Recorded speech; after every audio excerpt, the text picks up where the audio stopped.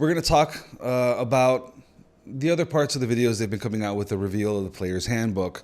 They've covered two classes, two of my favorite classes, so I was really excited to be able to sit down and listen to them talk and mention all the changes and all the rebalancing and all the stuff that they're going to come out with for these two. Beautiful. And at least one of them was a little unloved, I believe, in the 2014, which is the Fighter. We're just going to start with him. There's a huge rebalancing for the classic Fighter class. They're trying to make it much less bland, give it more options, give it more pizzazz. There will be new fighting styles, although they mentioned some that I've heard before. So I imagine what they mentioned with new is just that they're going to be incorporating it from other source books that they've had before, like Tasha's, which include blind fighting, interception, thrown weapon, and unarmed styles. They're adding the option for the fighter to change these weapon fighting styles every level. So if you're playing a protector level 1, you want to switch, you can go to dual wielding, then you can switch over to archery, you can switch over to great weapon fighting, whatever you want. You can try different things, and even if your class composition changes or your fighting style is a little more refined, then you can adapt to the group and offer different things as a fighter. You don't always have to be the guy with the shield and a sword. It's getting a big buff to the second wind ability. I thought this was kind of cool.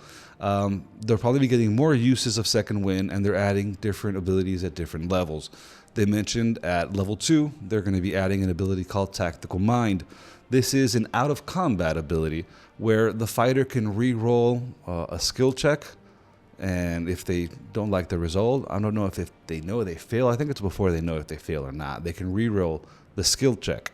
Now, I don't know if this is going to apply just to skills they're proficient in, if it's going to apply to just fighter skills, or if it's any skill check that they want.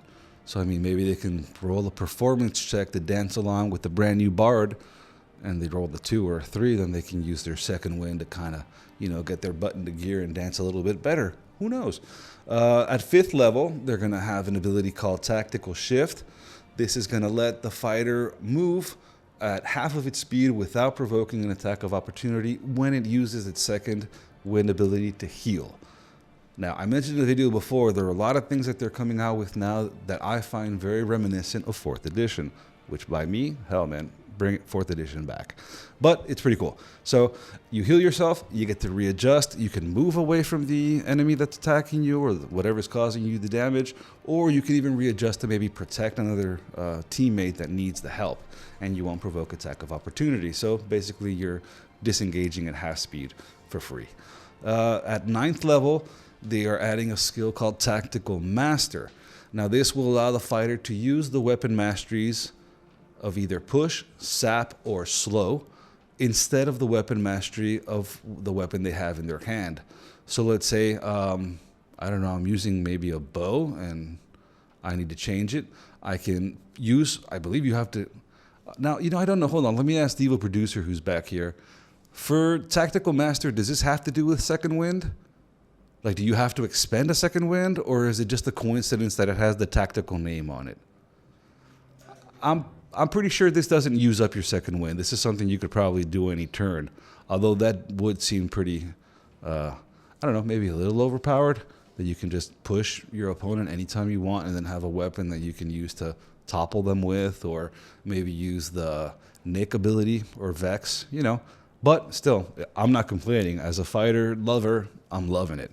At 13, all fighters are going to receive the Studied Attack ability. Basically, if you miss with an attack, then you kind of like sized up, or you realize what you did wrong, and then your next attack against the opponent is going to give you advantage for that attack. And at 19th level, actually all classes, I mentioned this in the previous video, everybody gets an Epic Boon feat, which is like a really great power. They mentioned a couple of exaggerated things. I'd rather not talk until I can actually see what's in the book. But I imagine this is more reminiscent of 3rd edition epic level feats. What else do they get? They mentioned a couple changes to subclasses. Now, out of these, I'll be honest with y'all, I've never played Battle Master. Reading on it, seeing what they're doing and what it is, I'm really interested, because I think it's going to bring a lot of strategy to the strategy to the guy who likes to play the fighter. Sorry for ranting a little bit. I'm a little nervous. So they're adding like 23 maneuvering skills. And when you think about it, you can mix these up with your weapon mastery skills, and you have just a whole combination of things to do to your enemies and make them suffer. They are changing the Student of War, which was an ability that would give them a tool proficiency. They're opening this up and letting them have a proficiency in any skill that's on the fighter's list. What else are they doing with the Battle Master? The Know Your Enemy feature is actually pretty cool, because now they'll have access to knowing what the enemy's vulnerabilities, their resistances, and their immunities are. So you can actually be more effective in combat, and you can help your team by snitching on the enemy and telling them what to do.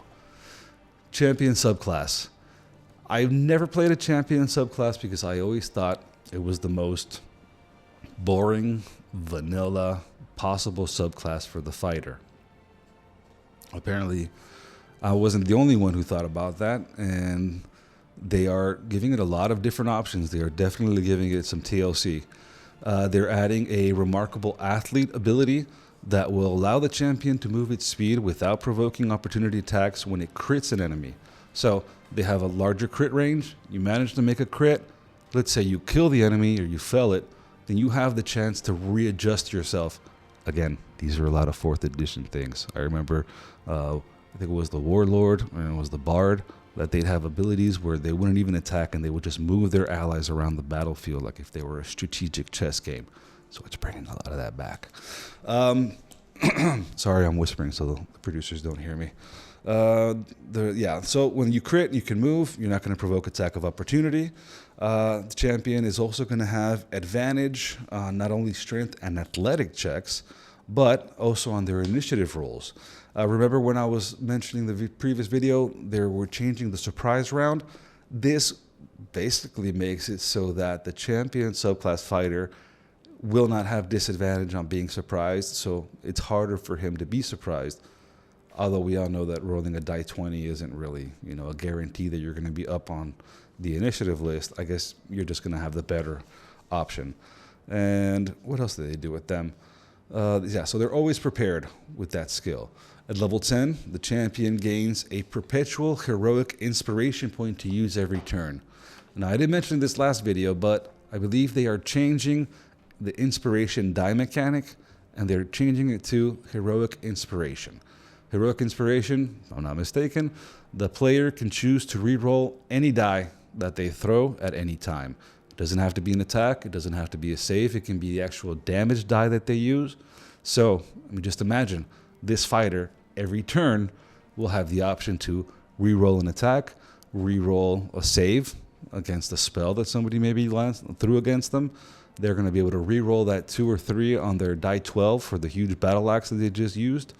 So it is level 10, so maybe it's not that overpowered, but it's better than throwing a 1 or 2 on the die.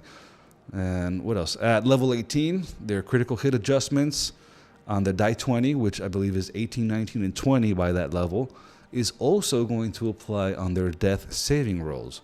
Usually when you roll a death saving roll and you roll a 20, you're automatically, you're back up and you have 1 hit point. So now if they roll an 18, 19, or 20 on the roll, they'll have that same effect. I think that's pretty cool. And the Eldritch Knight and the Psy Warrior were the 2 last subclasses that they mentioned. Now, the Psy Warrior was just basically, hey, look, the Psy Warrior's here. Ta-da. That's it. They didn't really get too into depth, other than that they will have special dice to use special abilities. Psy Warriors are unreal. I think they've been around since at least 2nd, and I know they've been around since 3rd edition. So Eldritch Knights, on the other hand, did get, I think, a pretty big buff. They were changing the schools of magic that they're able to use, and they are giving them an arcane focus. They will be allowing the knight to use their attacks to cast spells instead of casting the spell and then using up a bonus action to act. So those abilities are War Magic and Improved War Magic. War Magic, I think they can, instead of using an attack, they can cast a cantrip instead of using up that bonus action. And the Improved War Magic replaces 2 of their attacks to cast a level 1 or 2 spell. So it'll be a lot more fluid, I think, for the Eldritch Knight to mix between swordplay, magic, healing, you know, all that kind of stuff that you'd like to do. And that was it on the fighters. Now the paladins. I'm going to try to get into this kind of quick here. Paladins, I've always thought paladins, at least in 2014 5th edition, were very, very, very powerful.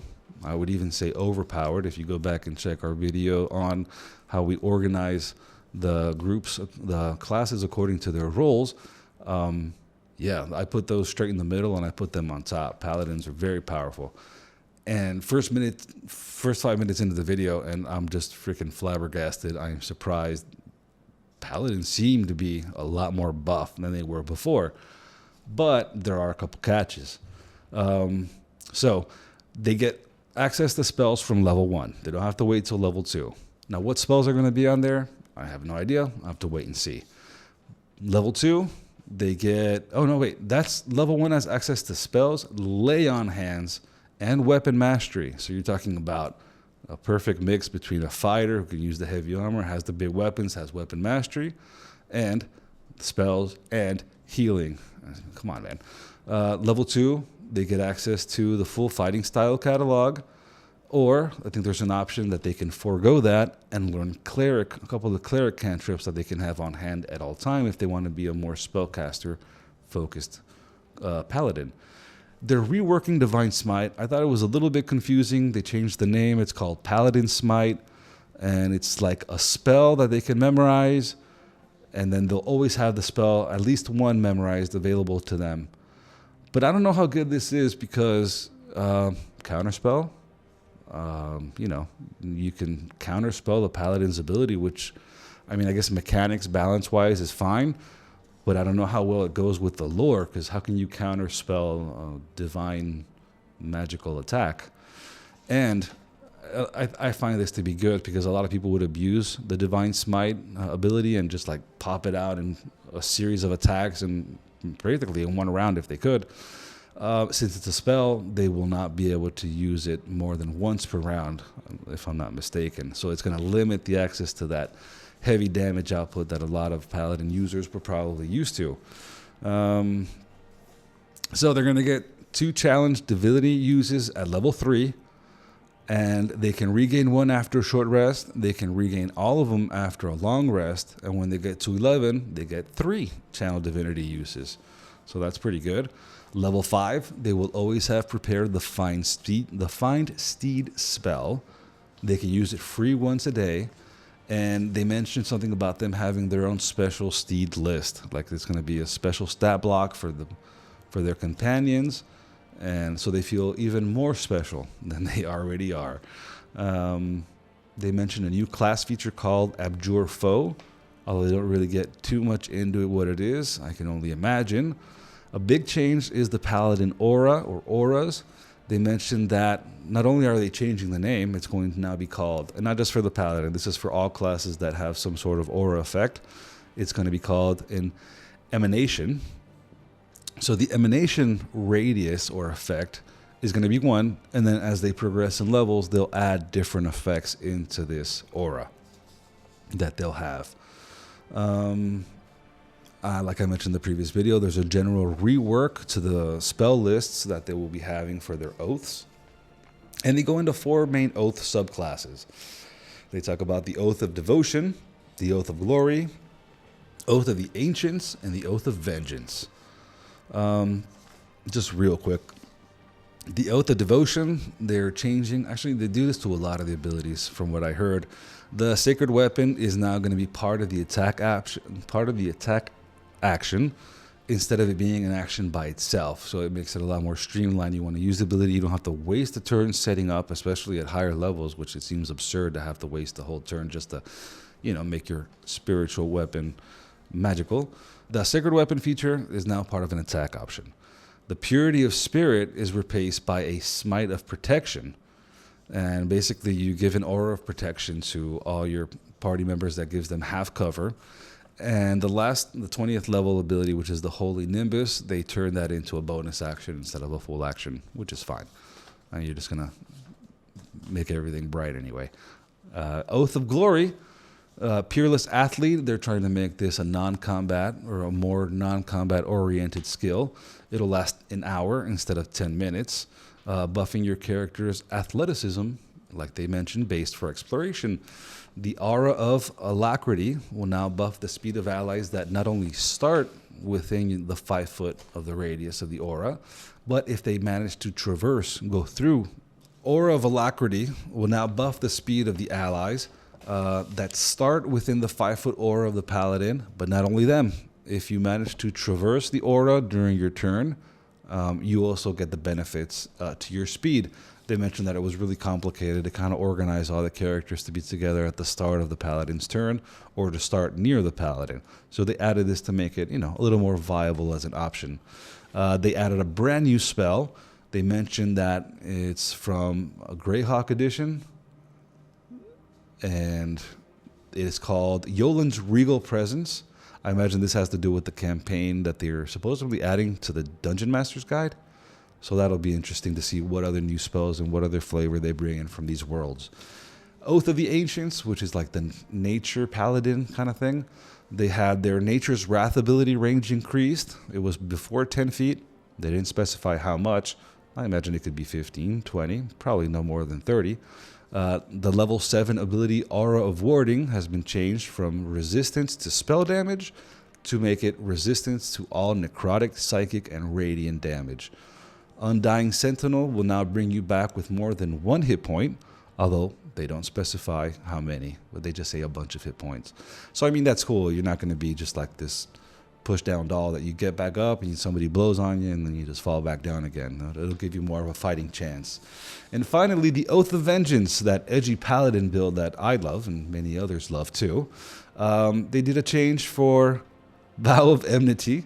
It goes from being a bonus action to part of the attack action. So you just say, hey, you, that guy over there, I'm going to kill you. And that's it. It works. And you just attack and you get the bonus for it. And another cool thing is if you manage to kill that guy really quick and you still got a couple of rounds left on your Vow of Enmity, then you just look over to the guy next to him and you say, you're next. And that's it. It works. It's beautiful and it'll last a full minute. You won't lose it. You won't lose that divine ability of the Edgelord Paladin.